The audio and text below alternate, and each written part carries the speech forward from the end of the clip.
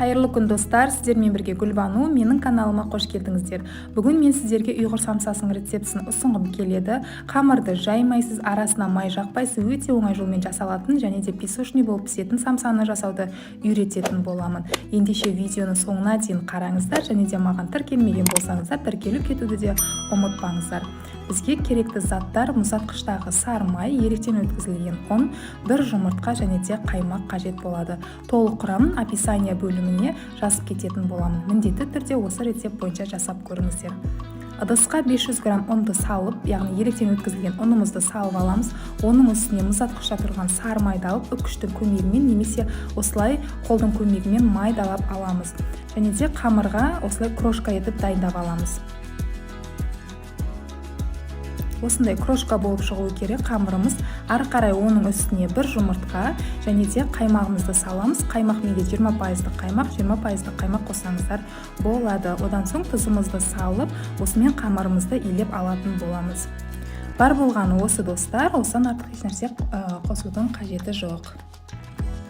Осылай қолдың көмегімен қамырымызды илеп аламыз.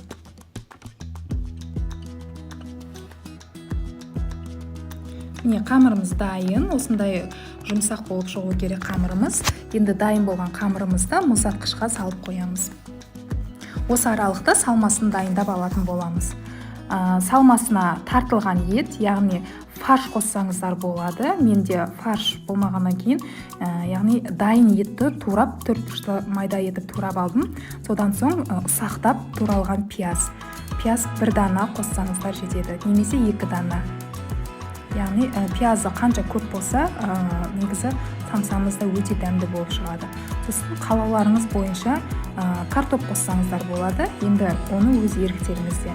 Мен осылай бір дана картопты қостым, кубиктап, яғни 4 бұрышты етіп турап, майдалап турап алдым.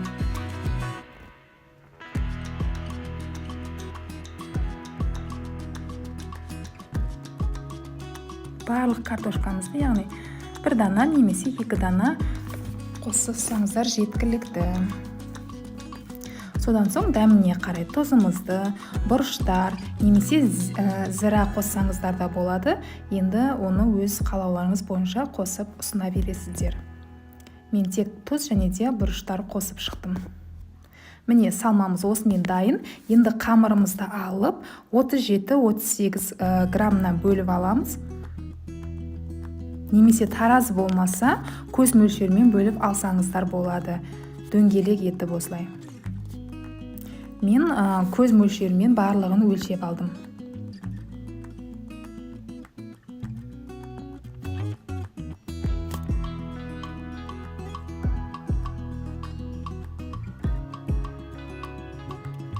Осылай қолдың көмегімен формамызды шығарып аламыз, дөңгелек етіп.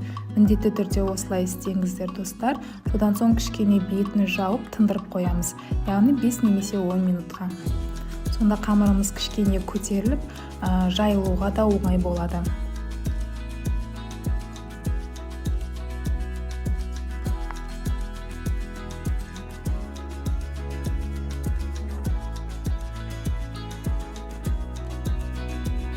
Енді дөңгелек етіп жайып аламыз қамырларымызды. Міндетті түрде кішкене ұн сеуіп жайыңыздар, себебі қамырымыз өте нәзік, сондай жұмсақ болған. Сол үшін кішкенеден ұн сеуіп, осылай оқтаудың көмегімен жайып аласыздар.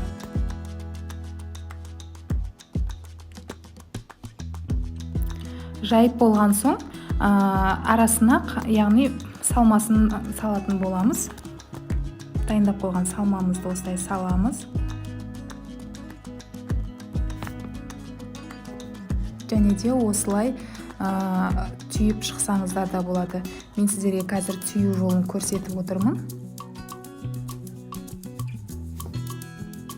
Егер бұлай түйу қолдарыңыздан келмесе, қарапайым 3 бұрышты етіп жасасаңыздар да болады.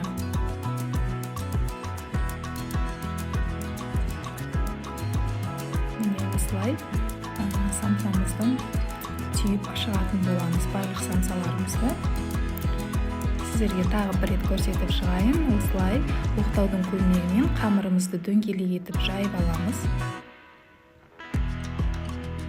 қатты қалың қылып жайдың қажеті жоқ, және де қатты жұқа болып кетпеуі де керек қамырымыз. Содан соң ішіне салмасын салып,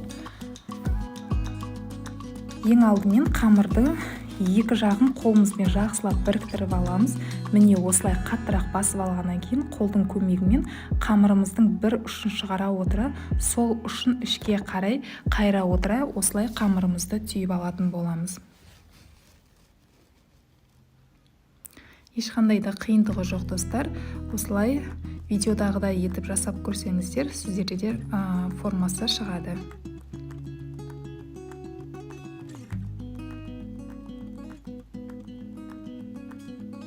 Мінекей осылай. Сіздерге түсінікті болу үшін тағы да бір рет жайып көрсетіп отырмын.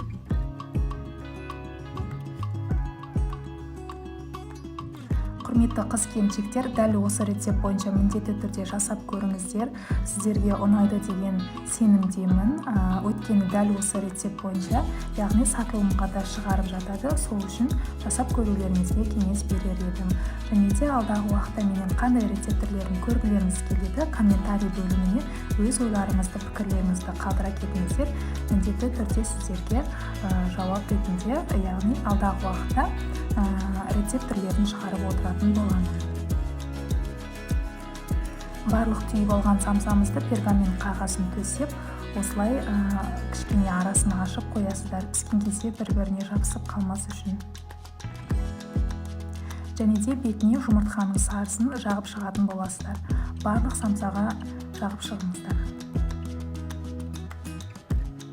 Алдын ала газымызды қыздырып аламыз, 180 градуста 25 минутта пісіп шығады.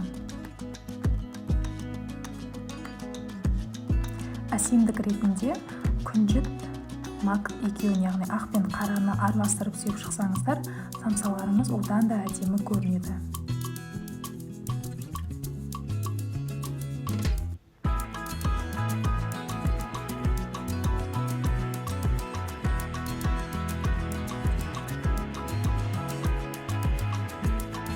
Мінекей достар, біздің самсамыз 180 градуста 25 минутта пісіп шықты, қып-қызыл болып, осындай әдемі болып, міндетті түрде жасап көріңіздер. Барлықтарыңызға ас болсын.